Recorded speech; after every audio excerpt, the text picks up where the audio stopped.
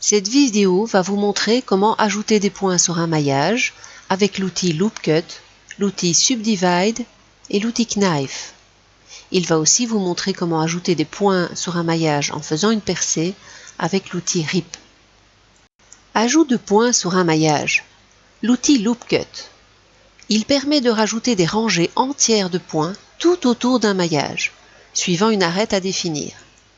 Ici, dans cet exemple, nous avons un loop cut de 3 sur une arête, celle-ci, qui a été définie, et effectivement, il ajoute 3 rangées de points tout autour du maillage, tout en coupant l'arête qui a été sélectionnée. L'outil Subdivide. Il permet de rajouter des points 1, 2, 3 à définir, donc sur chaque arête d'un maillage, entre 2 points à chaque fois. Ici, nous avons comme exemple un subdivide de 2. On voit qu'il y a bien 2 subdivisions dans le sens de la largeur, 2 subdivisions dans le sens de la profondeur et 2 subdivisions dans le sens de la hauteur du volume. L'outil Knife. Il permet de rajouter des points suivant une trajectoire ou suivant un profil à définir. Ici, dans cet exemple, nous avons un knife suivant une trajectoire. Nous voyons ici le trait rouge qui va d'une arête à l'autre et qui a défini les points sur les arêtes qu'il a traversées. Dans ce deuxième exemple, nous avons un knife suivant la projection d'un cercle.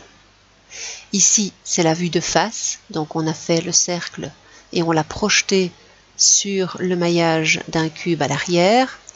Et ici, quand on voit une vue un tout petit peu décalée, on voit vraiment que les points du cercle se sont projetés sur le maillage du cube pour rajouter des points. Alors, pour faire un loop cut d'un cube, il faut aller dans l'Edit Mode, puisque le loop cut a une influence sur les sous-objets. Donc, il va diviser simplement des arêtes. Donc, je vais dans l'Edit Mode et je trouve le loop cut ici, dans le menu T. Donc, si vous ne l'avez pas affiché, vous poussez sur T.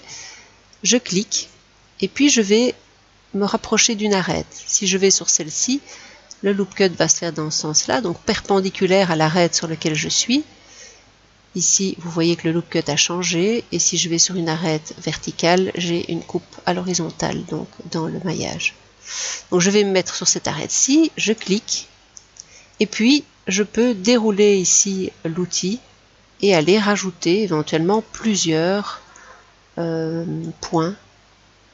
Donc je peux changer, faire varier le nombre de points. Je peux en recommencer un tout de suite après. Je peux également appeler cette commande Loop Cut avec CTRL-R. Puis je viens sur une arête, par exemple la verticale, donc pour faire des coupes à l'horizontale. Je ne clique pas, mais je fais aller la roulette de la souris, de manière à avoir plusieurs subdivisions. Une fois que j'ai décidé le nombre de subdivisions, donc 3 ici dans ce cas-ci, je clique et puis je peux encore changer l'endroit où vont se trouver ces 3 subdivisions, donc tout autour du maillage. Et maintenant, pour faire une subdivision, je vais évidemment donc dans l'Edit Mode, je vais dans Edge, et puis je clique sur Subdivide. Là, il m'a fait une subdivision, donc chaque arête de mon volume de départ est divisée en 2 parties. Donc, il a rajouté un point, donc ici un point. Si je clique ici, là je rajoute 2 points sur l'arête. Si je clique encore, je rajoute 3 points, etc. Il est clair qu'ici j'ai sélectionné tout le volume. Si je ne sélectionne que quelques arêtes, à ce moment-là, il ne subdivise que ces arêtes qui sont sélectionnées. Alors pour le knife, pareil, je vais dans l'Edit Mode et j'ai l'outil qui est ici. Le knife, donc je clique. Et alors, je viens m'approcher du maillage, je clique le premier point, je reste avec le clic gauche enfoncé et je trace ici, hop, toute une trajectoire. Et à chaque fois que je traverse une arête, il rajoute un point. Et je fais Enter quand j'ai décidé de couper. À ce moment-là, j'ai les éléments donc qui sont tous ici par exemple. J'ai encore l'outil en main, donc quand je sélectionne une face, je vois bien que mes faces ont été coupées. Maintenant, je vais faire un Knife Project. Et pour ça, j'ai besoin d'un cercle. Alors, je vais faire Shift A, ou alors j'ajoute ici, peu importe, un cercle. Donc en maillage, hein, il ne faut pas mélanger des courbes de Bézier avec des maillages, ça ne fonctionnera pas. Donc un cercle, je l'aligne à la vue. Voilà.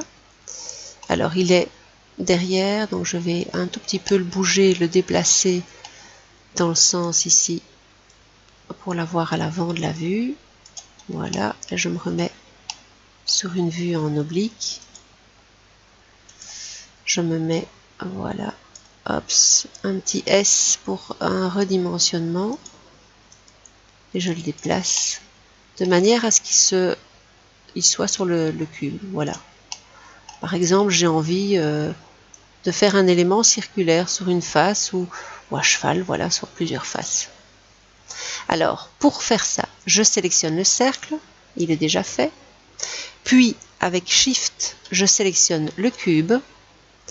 Et puis, je vais dans l'Edit Mode. Ensuite, je vais dans le Mesh et Knife Project ici. Et vous voyez, quand je décale ma vue, qu'il a fait la découpe donc dans mon élément et il a rajouté des faces. Ici par exemple c'est une face, là c'est une autre face. Et au niveau des points, il a rajouté autant de points qu'il y avait dans ce cercle. Donc il a vraiment projeté le cercle sur le cube pour le découper. Ajout de points plus ouverture du maillage.